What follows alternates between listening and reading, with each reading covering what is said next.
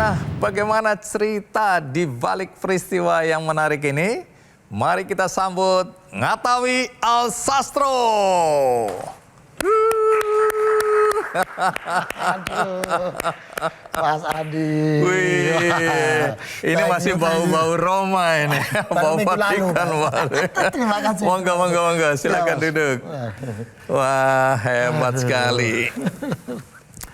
Jadi, waktu Anda ngirim video itu, Wah, itu padahal saya iseng aja ngirim ke Mas Adi waktu tapi itu. menarik, itu menggetarkan menurut aku ya, karena satu salawat badar di Vatikan ini sesuatu yang mungkin tidak biasa.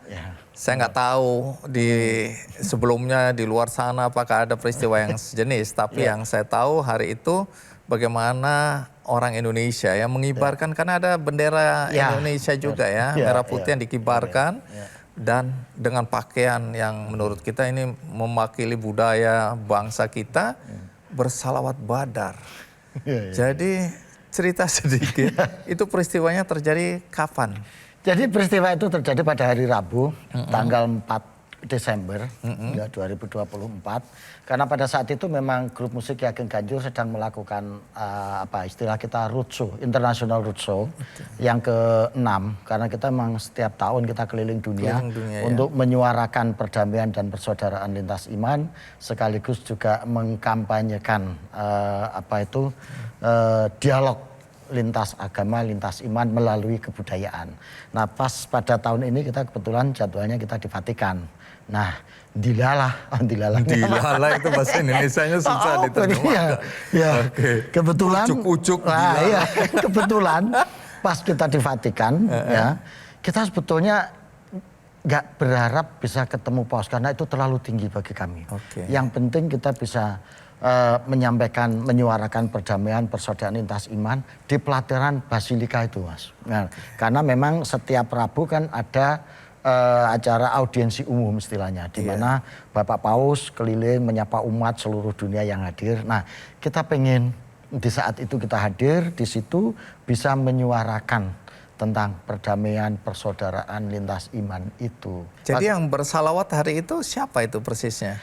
Itu adalah teman-teman dari komunitas Sanggar Ki Ageng Ganjur yang kebetulan melakukan roadshow di Vatikan itu. Nanti cerita soal Ki Ageng Ganjur ini ya. Tapi peristiwanya, jadi itu bukan minta waktu janjian atau diatur dan bagaimana itu? Sebetulnya Pak Dubes itu sudah mengajukan izin di Vatikan gitu bahwa ini ada grup dari Indonesia yang akan tampil gitu. Tapi belum dijawab?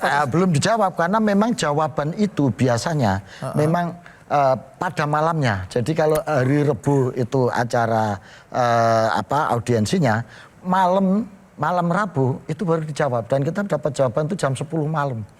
Harap-harap jam 10, waduh. Nah, waktu itu harapan kita paling tidak kalau nggak bisa main di pelataran ya kita boleh masuk lah gitu loh untuk mengikuti dan melihat acara audiensi itu gitu, merasakan suasananya gitu ya, kondisi spiritualnya. Malam itu informasinya kita boleh main di situ. Wah, langsung. Nah, informasi bahwa boleh main tapi di situ hanya boleh alat akustik.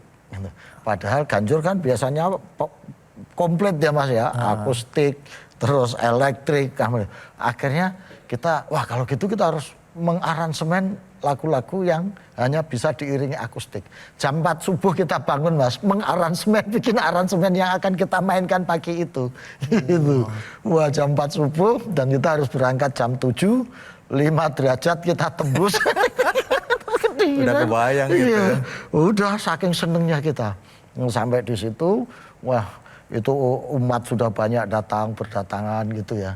Dari ribuan yang daftar cuma diambil 4 biasanya Mas katanya. Iya, karena itu kan seluruh dunia kepingin bisa seperti itu. Dan itu yang daftar ribuan katanya. Gitu. Ini Tuhan luar biasa. Rencanakan 4 itu satu Indonesia ya. Saya merasa, misi kita ini berarti diridhoi oleh Allah untuk membangun persaudaraan, membangun Tunggu, dialog. boleh tahu, ini jadi Ki Ageng Ganjur ini anggotanya Muslim? Semuanya Muslim Mas, dan rata-rata alumni pesantren. Karena grup musik ini memang dulu Gus Dur yang menyuruh mendirikan. Jadi bagaimana itu kejadiannya ketika Ini kan ada berapa lagu dinyanyikan hari itu ya? Di 3 Mas. Tiga. Kok lagu, satu salawat lah ya. Kok ya salawat kan ya lagu juga, lagu Oh iya, religi salawat ya. Oke, lagu gitu. religi Jadi, lah ya. begitu kita nyampe, setting alat gitu, orang udah datang, kita sudah disuruh main. Silakan main. Silakan main. Merasa exciting banget gitu lah. Terus? Kok Gusti Allah bisa memberi rahmat kita untuk bisa di sini menyampaikan pesan seperti ini dan diperhatikan, didengarkan masyarakat seluruh dunia yang gitu. datang situ. Sudah, nah begitu Paus mau naik ke mimbar utama, kita disuruh main lagi. Wah, kita main lagi lagu Heal the World itu dari Michael Jackson. Jackson. Nah, kita iringi lagu dan pakai gending. Itu yang bikin akustik. Iya, akustik dan gending gitu. Itu yang gending, orang bikin terperangah lagi loh. Kok gending ternyata bisa. Dan itu semua orang kan tahu lagu itu ya. Iya, semua jadi orang tahu dan orang-orang itu ya. ikut menyanyikan bareng di situ gitu ya. Terus? Bapak Paus naik ke atas pentas gitu kan. Sudah begitu sampai kan langsung acara seremonialnya yang disebut dengan audiensi itu. Karena sebelum menuju mimbar utama itu Paus keliling Mas. Keliling menyapa umat itu. Semuanya dikelilingi gitu si Paus itu, disapa gitu semuanya gitu, dilambaikan tangan, jabat tangan, keliling semuanya. Seluas itu dikelilingi pakai mobil jeep terbuka itu. Nah, setelah keliling semua baru naik ke mimbar utama. Nah, itu kita disuruh main lagi lagu Heal the World tuh. Orang ikut nyanyi bareng-bareng di situ. Nah, naik begitu sampai kita berhenti baru acara seremonialnya lah kira-kira di situ dimulai dengan doa Bapak Paus gitu ya untuk seluruh umat. Nah, setelah itu ada beberapa petugas gitu ya, kayak semacam nyampein laporan gitu Mas, bahwa yang datang ini dari komunitas. Bahkan waktu itu pakai bahasa Arab dan di bahasa Arab itu disebutkan bahwa seluruh komunitas Muslim yang ada di Timur Tengah, bahkan ada yang datang ini dari Iran, dari Yordan, dari mana disebutin ini menyampaikan salam untuk Bapak Paus gitu. Setelah itu Bapak Paus nanggapi sebentar, kemudian sambutan lagi tentang semacam laporan bahwa ini di negara ini menyampaikan salam terjadi. Begitu Indonesia disebut, wah aplaus luar biasa Mas. Ini, yang aplaus apa? Wah semua hadirin itu semuanya. Jadi ini juga ada tamu yang datang dari kawasan Asia Tenggara, khususnya Indonesia. Tapi Paus kan dengar nama Indonesia itu kayaknya secara emosional dia merasa ikatannya kuat ya. Kuat, Mas. Karena waktu pulang dari sini, dari Indonesia kan dia selalu menceritakan, dia terkesan betul sekali ya. Dan waktu kita dialog mereka juga disampaikan bahwa Bapak Paus berkali-kali cerita dan sangat terkesan dengan Indonesia. Setiap kali sambutan ketemu kita selalu menyinggung nama Indonesia. Jelajahi cara baru mendapatkan informasi. Download Metro TV Extend sekarang.